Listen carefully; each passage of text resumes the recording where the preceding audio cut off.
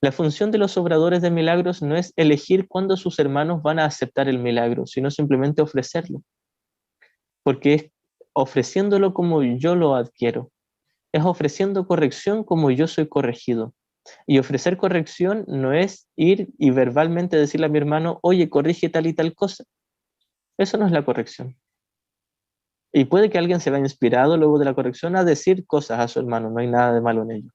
Pero la verdadera corrección es contenido y no forma. Asimismo como la verdadera palabra de Dios es contenido y no forma.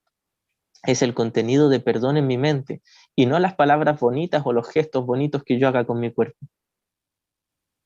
El sonreír, el dar un beso en la mejilla o el abrazar no es el milagro, no es el perdón, no es el instante santo y no es la palabra de Dios.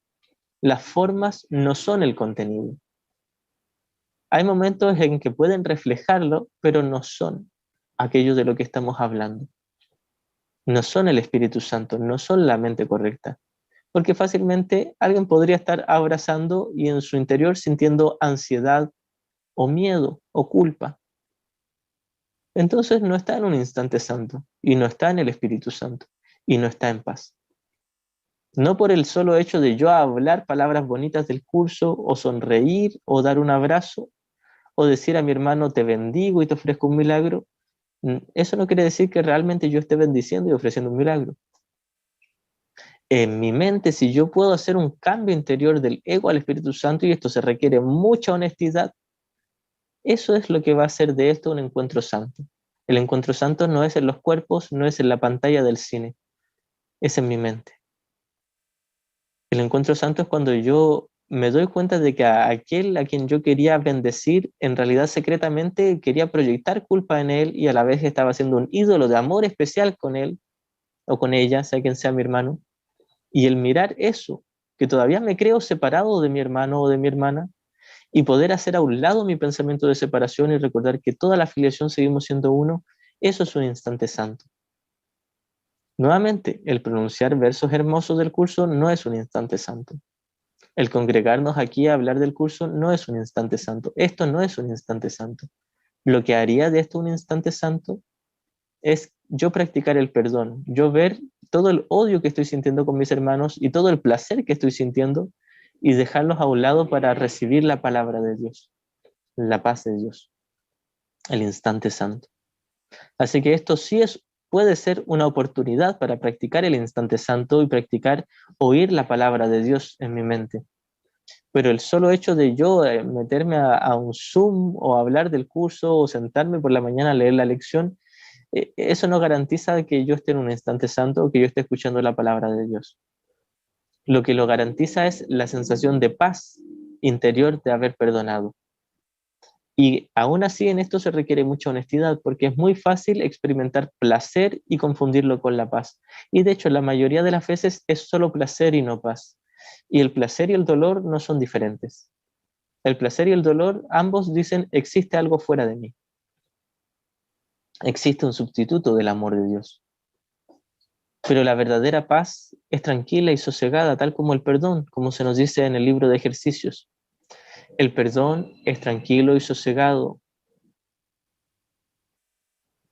y no hace nada, simplemente observa, espera y no juzga. El perdón, el instante santo, la palabra de Dios es esto. Esto que estoy describiendo, ¿no? Este momento en el tiempo. La palabra de Dios es eso, ese entendimiento interior, esa conclusión, esa decisión interior de elegir al maestro correcto en lugar del equivocado, de elegir al Espíritu Santo en lugar del ego, de elegir perdonar y ver mi igualdad y mi unidad con mi hermano en lugar de mi resentimiento o de mi culpa o mi pensamiento de separación. Esa sensación honesta, y cuando alguien está honestamente en esa sensación, por lo general no va por ahí por el mundo corriendo a contarle a todos. Es muy probable, tal como decía Ken Wapnick, que si alguien suele decir que está en paz es porque no está en paz y tiene mucho miedo de reconocerlo y está intentando demostrar algo para ocultar un sentimiento de amargura. Y digo es muy probable porque no estoy diciendo que todos los que digan que están en paz estén tristes. Es muy probable y es muy frecuente.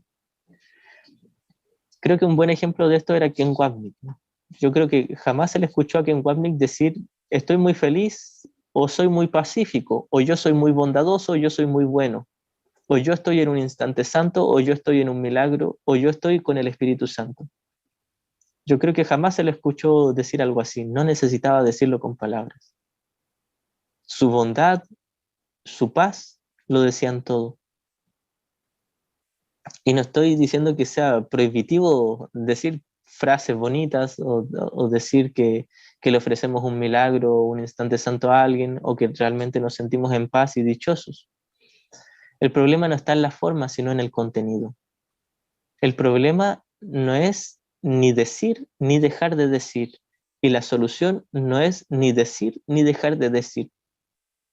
Porque el problema no está en la forma, ni en obligarme a tener cierta forma, ni en prohibirme cierta forma. El único problema está en el contenido de mi mente, la única solución en el contenido de mi mente. Así que una vez que yo realmente y muy honestamente he elegido la palabra de Dios, el instante santo, la expiación para mí mismo, me voy a sentir humildemente en paz, honestamente en paz, pero una paz de una forma madura, donde nuevamente probablemente no salga corriendo por ahí a contarles a todos que estoy en un instante santo.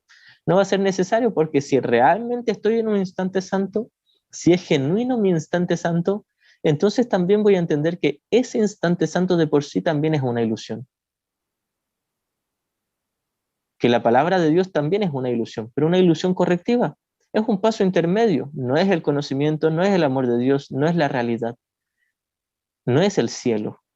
El cielo, la realidad, el conocimiento, eso es lo único real, lo único que existe. Entonces es muy probable que cuando yo me sienta exaltado porque creo que estoy en un instante santo, es muy probable que no sea un instante santo. Si yo me veo tentado a que todos sepan que estoy en un instante santo, es muy probable que no sea un instante santo. El instante santo no necesita ser publicado. El instante santo simplemente es. Y no estoy diciendo que no pueda haber alguien que sí realmente esté en paz y lo comente. Puede que ocurra. Pero nuevamente, no habría una necesidad de hacerlo. Quizás alguien sí se vea inspirado de pronto a decirlo, decir, estoy escuchando la palabra de Dios, estoy en un instante santo. Quizás de repente, en algún caso, alguien se vea inspirado a decirlo porque sea útil para su hermano. Pero nuevamente, alguien que realmente esté en el instante santo no necesita que nadie lo sepa. No necesita demostrarle nada a nadie, simplemente lo experimenta y luego sigue examinando honesta y humildemente todo lo que le queda por deshacer. Hay una pequeña eh, trampa a veces en esto y que es muy fácil pasarla por alto, que cuando hemos perdonado una situación, una relación y genuinamente estamos en un instante santo, es muy probable que tengamos el deseo de comentarlo, de mostrarlo, de que todos lo sepan. Y este deseo proviene de la culpa que siento porque todavía hay mucho conflicto en mi mente sin deshacer.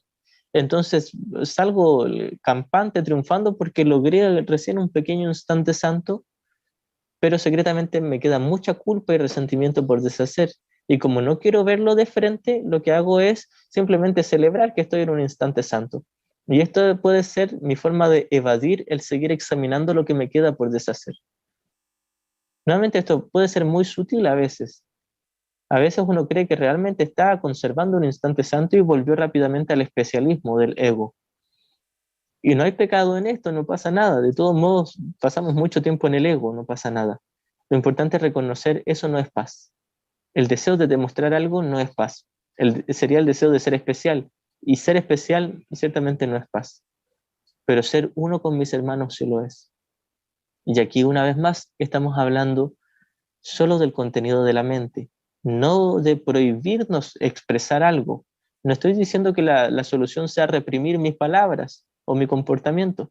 La solución es ser un poco más honesto y profundizar un poco más. Esto es finalmente lo que me va a llevar a ahorrar tiempo.